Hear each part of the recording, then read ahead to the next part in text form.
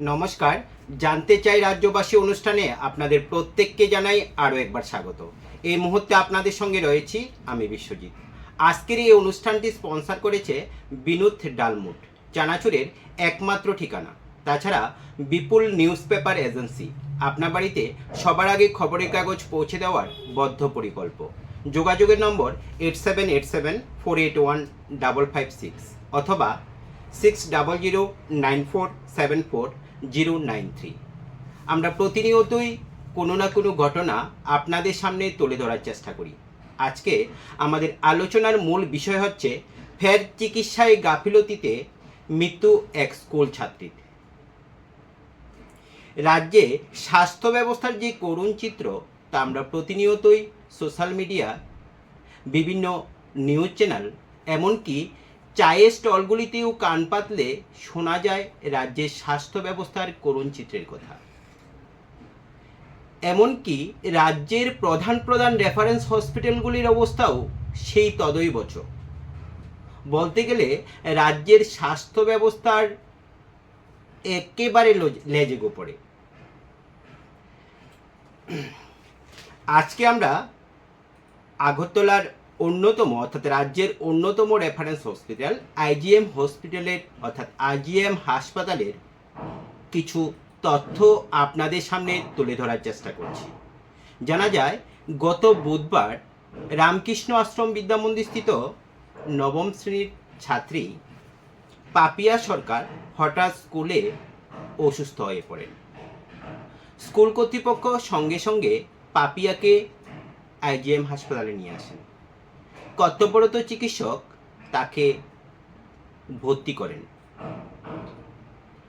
School কর্তৃপক্ষ পাপিয়ার অভিভাবককে phone করেন। যথাসময়ে পাপিয়ার অভিভাবকরা আইজিএম হাসপাতালে এসে উপস্থিত হন। কর্তব্যরত চিকিৎসক ওই ছাত্রীর রক্ত পরীক্ষার জন্য লিখেন এবং যথাসময়ে পাপিয়ার শরীর থেকে রক্তও নেওয়া হয়। কিন্তু পাপিয়ার শরীরের অবস্থা অবনতি দেখে পাপিয়ার অভিভাবকরা কর্তব্যরত চিকিৎসককে জিবি হাসপাতালে রেফার করার জন্য অনুরোধ করেন। কিন্তু কর্তব্যরত চিকিৎসক বলে দিয়েছেন যে যতক্ষণ পর্যন্ত পাপিয়ার রক্তের রিপোর্ট না আসে ততক্ষণ পর্যন্ত পাপিয়াকে কোনো ওষুধ বা রেফার করতে পারবেন না। এখন প্রশ্ন হলো, আইজিএম হাসপাতালের মতো একটি গুরুত্বপূর্ণ হাসপাতালে রক্তের রিপোর্ট আসতে এত সময় কেন?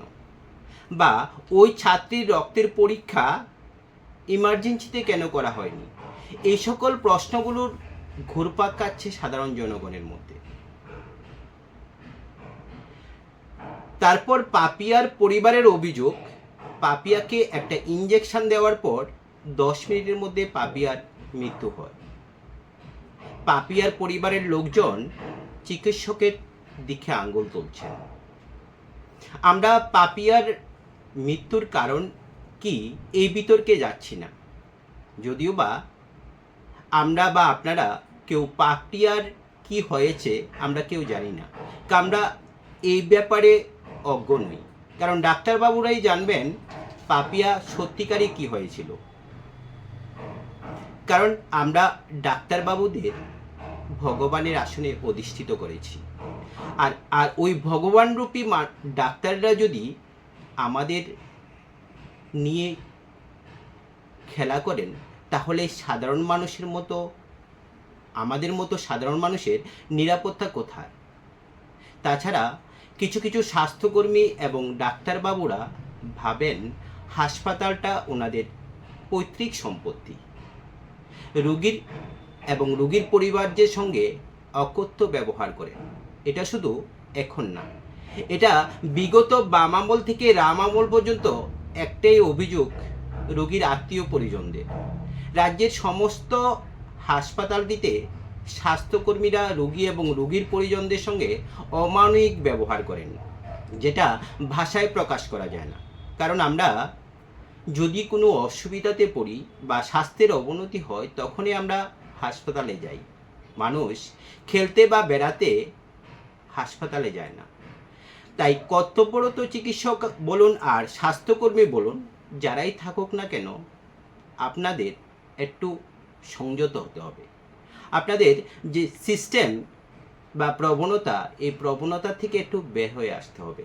কারণ আপনাদের উপর মানুষ অনেক আশা ভরসা করেই আপনাদের কাছে যায়।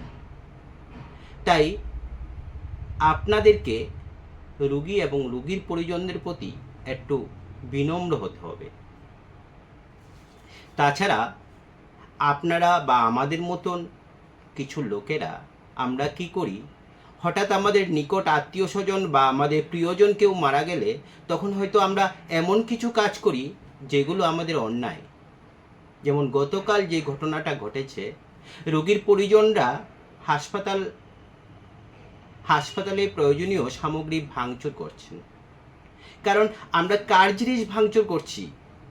এগুলি আমাদেরই সম্পত্তি। তাহলে আমাদের সম্পত্তি আমরা শুধু শুধু কেন নষ্ট করছি? তাই আমাদেরকেও একটু সতর্ক হতে হবে। কারণ যেই সামগ্রীগুলি আমরা নষ্ট করছি, পক্ষান্তরে এগুলো আমাদের টাকা দিয়েই কেনা, অর্থাৎ সরকার আমাদের কাছ থেকে যে ট্যাক্স নেয় ওই ট্যাক্স থেকেই কেনা। অতএব আমরা এরকম কাজ, আমরা বা আপনারা এরকম কাজ করতে যাব না। তাছাড়া হাসপাতালের কোনো জিনিস নষ্ট করা মানে পক্ষান্তরে আমাদের নিজেদের জিনিস নষ্ট করা। এখন দেখার বিষয় হচ্ছে রাজ্যের মাননীয় স্বাস্থ্যমন্ত্রী তথা মুখ্যমন্ত্রী এই ছাত্রী মৃত্যুর ব্যাপারে কি পদক্ষেপ নেন। আজকের মতো আমাদের অনুষ্ঠান এই পর্যন্ত। আমাদের পরবর্তী বিভিন্ন এপিসোডগুলো দেখার জন্য চোখ রাখুন প্রীতিবার্তার পর্দায়। নমস্কার, শুভরাত্রি।